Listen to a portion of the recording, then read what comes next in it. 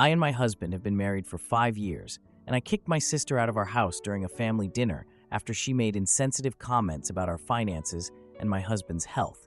I'm still fuming.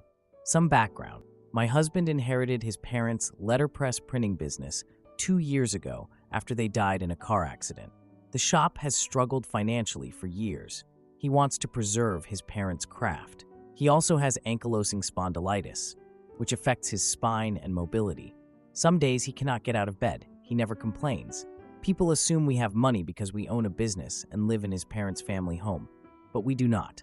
The business requires constant reinvestment.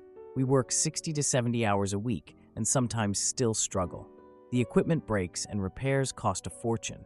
My sister Emma has always been jealous. She makes remarks about our cushy situation and how lucky we are. I tried to explain that we work hard and our finances are tight, but she does not listen. Last weekend, we had my family over for dinner. My parents, Emma, and her boyfriend were there. Emma mentioned a weekend craft workshop she wanted to attend. It sounded like something my husband and I would like, but we have not had time or money for it. My husband said we had gone to a similar workshop before his parents died and before his condition got worse. That seemed harmless. Emma replied, "Well, you should just pay for our trip since you're so rich with your business and house." The table went silent. My husband stood up and left to get his medication. I explained that we are not well off. The business needs all our money. We are tight on cash. Emma scoffed and gestured at the furniture that we inherited. She said, "Poor you in your mortgage-free house while I'm paying too much rent." He went to the kitchen for his medication. When he needs meds during dinner, it means he is in a lot of pain. Emma kept saying my husband has no idea what real financial struggle is like and that he is privileged. She has never worked more than 40 hours a week or dealt with chronic pain while trying to save a family business. I asked Emma to leave and told her not to come back until she apologized to my husband. My family left with her. I was too angry to care. That night, my mom called and said I overreacted and should make peace with Emma because she's just jealous and doesn't understand business finances. She said family should come first and that Emma didn't mean it like that. I am standing my ground. The situation makes me wonder if I overreacted, but I do not think I did. My husband rarely complains. He manages pain and keeps the business alive. Emma's demand for non-existent extra money was too much. My husband wants to let it go for family peace, but I want an apology first. He's still upset. He had more trouble getting out of bed the next morning. He does not need more stress. He is considering closing the business. He skipped a doctor's appointment last week because a client had an emergency job we could not refuse. We've talked about selling the business, but he worries it would betray his parents' legacy and there may be no buyer for an old print shop. Emma's comments hurt because we have skipped weekend getaways for years. Every extra dollar goes into the business or medical costs. We have not taken a vacation since our honeymoon. Emma goes on trips and then complains about being without money, posting Instagram stories from restaurants. I have talked to friends and family. Some say I'm justified in demanding an apology. Others say I should move on for family peace. My husband deserves better than this treatment from someone who claims to be family. Now for the first update.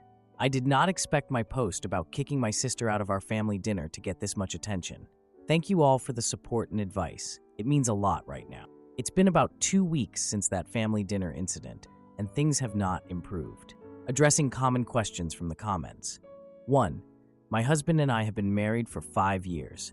2. We aren't financially comfortable despite owning a business and a house because all our money goes back into the business or medical expenses.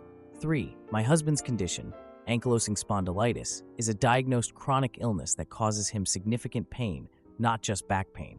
4. I haven't forgiven Emma because she hasn't apologized. My family has been calling and texting since the dinner. My mom says I need to be the bigger person and reconcile with Emma without any apology. She repeats, "She's your little sister, and you've always been the responsible one." My dad texts, "Family is all we have." Even my aunt, who wasn't at the dinner, called to say I should think about how Emma feels. My husband says he doesn't want to cause family drama. He keeps saying it's fine and let's just move past it. But his condition has gotten worse from the stress. More flare-ups in the past 2 weeks than the last 3 months combined. Meanwhile, we're facing a deadline to repair our main vintage letterpress before a major client's order is due. This client makes up about 25% of our annual revenue, so we have no extra money. The repair parts cost nearly $3,000, and the specialist is booked. My husband has been watching YouTube videos to figure it out himself. I learned from my cousin that Emma has been telling a distorted version of what happened. According to her, she just made an innocent comment about a workshop, and I overreacted for no reason. She left out the part where she called my husband privileged and demanded we pay for her trip. Rachel said Emma even told people that my husband exaggerates his condition for sympathy. After reading comments suggesting a calm conversation, I reached out to Emma and suggested we meet for coffee, just the two of us. I made it clear I wanted a one-on-one conversation. She agreed. I show up at the cafe and see Emma with my mother. I nearly walked out, but I'd already driven 30 minutes. My mom started saying we needed to get past this silly fight and move on for the family. She used phrases like water under the bridge. When I explained why my husband was hurt by Emma's comments, Emma rolled her eyes and said, "Everyone has back pain sometime. I get it after long shifts too." I said, "This is not back pain. This is a progressive inflammatory disease that's slowly fusing his spine. Some days he can barely move. He takes serious medication with side effects." She compared it to sore feet after shifts. After a superficial apology, "Sorry if you were offended," Emma said she had already booked the craft workshop and expected us to pay. She looked at me as if I'd agree. The workshop costs $375 per person. She wanted to bring her boyfriend too, for a total of $750. I realized this meeting was meant to pressure me into paying. I felt manipulated and angry. When I said I wasn't paying, Emma became angry. She accused me of choosing my husband's family money over helping my sister and said I've changed since getting married. My mother suggested a compromise where we could print Emma's boyfriend's art portfolio for free. He wants to apply to design schools. A professional printing job like that would cost over $500 in materials alone, not counting labor. Their compromise still demanded a significant contribution when we're already struggling. I left thinking they tried to manipulate me. They texted afterwards saying I was being dramatic and selfish. My mom said they were just trying to find a solution that works for everyone, which meant giving Emma what she wants. At the print shop, I found my husband struggling with the equipment. He moved slowly. He tried to downplay it, but said his pain was at an 8/10. He said he was worried we might miss our deadline and risk our relationship with our biggest client. I decided to temporarily distance myself from my family. My husband needs me. The business needs me. I need to protect my mental health. I've muted my parents and Emma and told them I need space. My husband thinks I'm being too harsh, but he respects my decision. He worries about breaking up the family. Right now, we're focusing on fixing the press and fulfilling our client's order. My husband has been pushing himself too hard, so I've been handling more physical work. I've also been researching additional treatments. I know my family thinks I'm being unreasonable, but I'm establishing basic boundaries. The fact that they can't respect these boundaries tells me everything about our dynamic. We're very busy with work, my husband is in pain, and my family thinks I'm the villain for not paying for my sister's hobbies. I'll update if anything changes or if Emma does something else. Edit. Many people are asking about my husband's treatment plan. He sees a rheumatologist regularly and is on biologics, but it's been a challenge finding the right medication balance. Stress makes his flare-ups worse. We've looked into selling the business, but it's not just about money. This shop was his parents' legacy, and the specialized equipment wouldn't sell for much. Thank you all for the support and validation. The stories you shared about boundary issues made me feel less alone. I'm still processing everything, but knowing I'm not crazy for standing up for my husband gives me strength to maintain my boundaries. Now for the second update.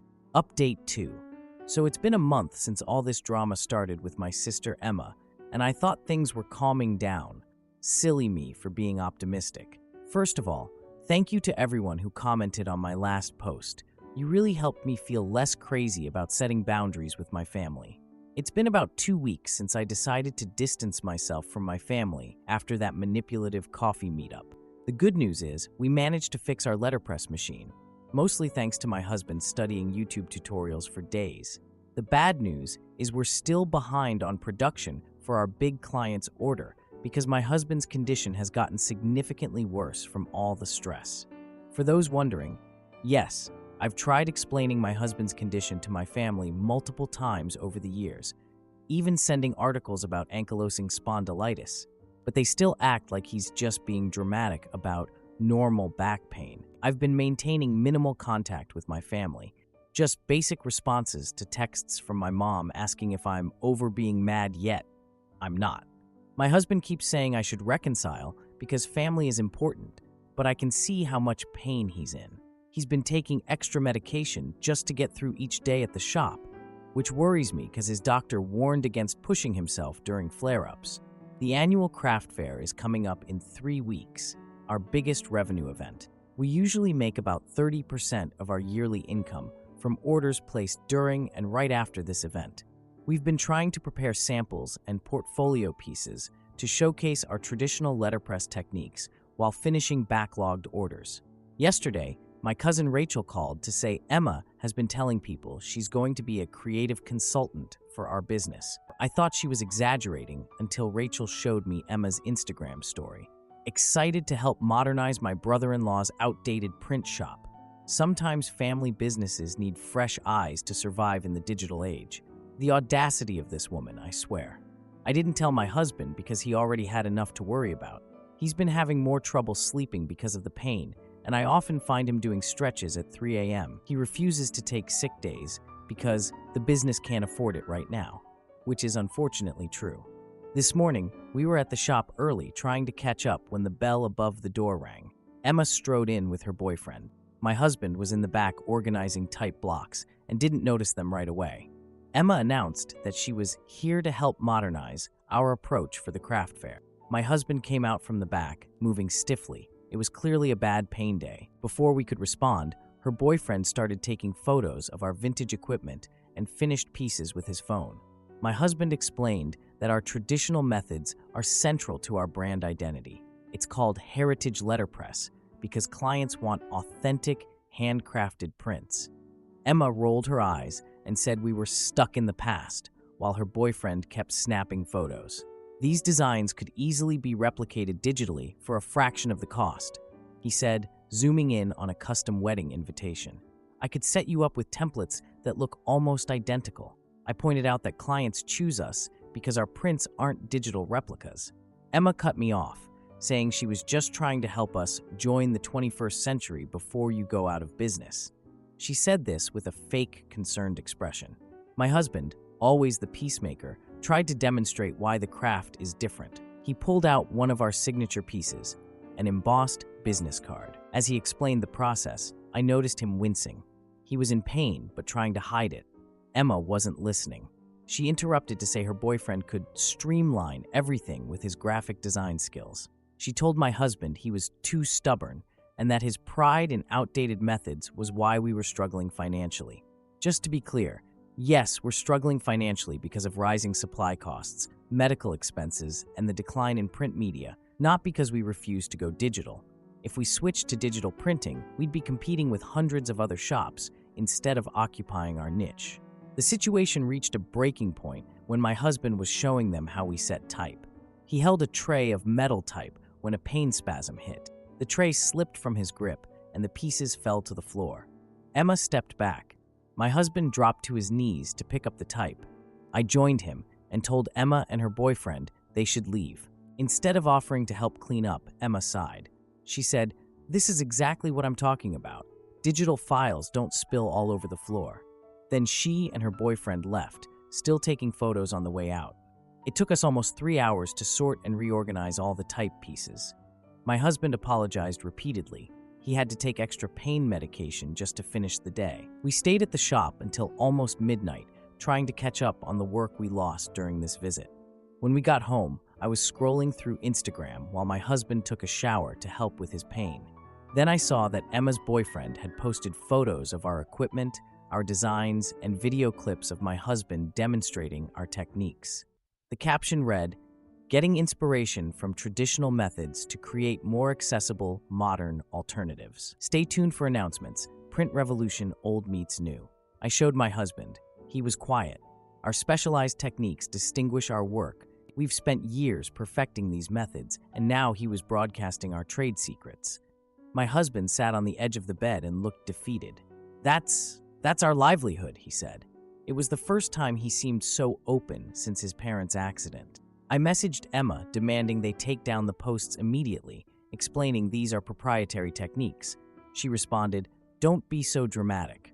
Nobody cares about your ancient printing methods anyway. We're helping you by bringing attention to your business.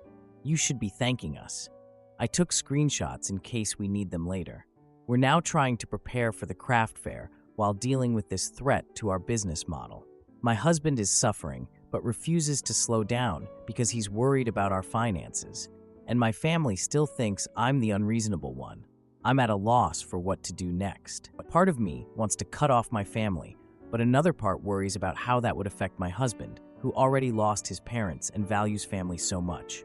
I'm taking each day as it comes and focusing on supporting my husband and our business. Thanks for letting me vent. I'll update if anything major happens. Edit. 10:30 a.m. Several people have asked if we can take legal action. We're looking into it, but we're worried about lawyer costs when we're already struggling. The bigger issue is that even if the posts come down, people have already seen our techniques. We're also concerned about more family drama when my husband is under enough stress. Now for the final update. Final update on the situation with my sister and our letterpress business. Didn't expect to be writing this so soon. First, thank you to everyone who offered advice and support on my previous posts. You all helped me stay sane through this nightmare. It's been about 2 weeks since Emma's boyfriend posted those photos of our equipment and techniques online. What started as a frustrating family drama quickly became a business crisis. The posts went semi-viral in the printing community, attracting attention from both admirers of traditional techniques and digital printers looking to modernize our methods. My husband and I spent hours sending takedown requests, but by then, the damage was done. Screenshots were being shared in Facebook groups and on Discord servers dedicated to printing. My husband tried to push through the stress, working longer hours to prepare for the craft fair despite the pain. I'd find him in the workshop at 5 a.m., hunched over the letterpress, determined to finish our client orders and create new samples.